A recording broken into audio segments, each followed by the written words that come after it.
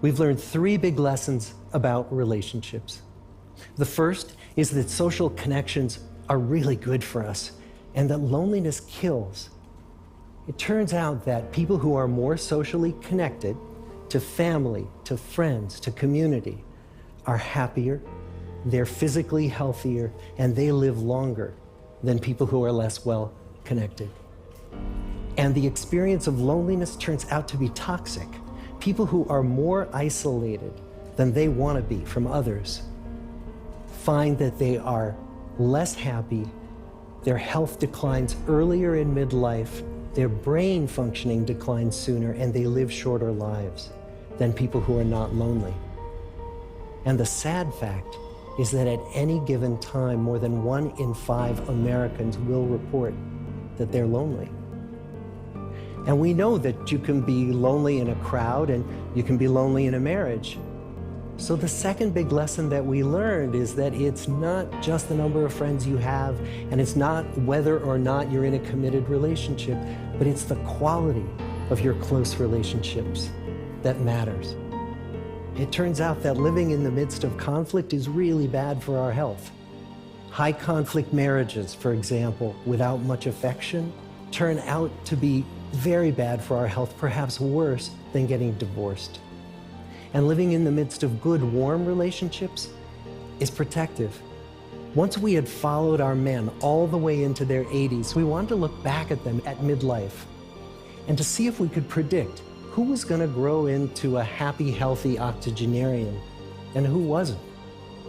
And when we gathered together everything we knew about them at age 50, it wasn't their middle-aged cholesterol levels that predicted how they were going to grow old. It was how satisfied they were in their relationships. The people who were the most satisfied in their relationships at age 50 were the healthiest at age 80. And good, close relationships seem to buffer us from some of the slings and arrows of getting old. Our most happily partnered men and women reported in their 80s that on the days when they had more physical pain, their moods stayed just as happy. But the people who were in unhappy relationships, on the days when they reported more physical pain, it was magnified by more emotional pain. And the third big lesson that we learn about relationships and our health is that good relationships don't just protect our bodies, they protect our brains. It turns out that being in a securely attached relationship to another person in your 80s is protective, that the people who are in relationships where they really feel they can count on the other person in times of need, those people's memories stay sharper longer.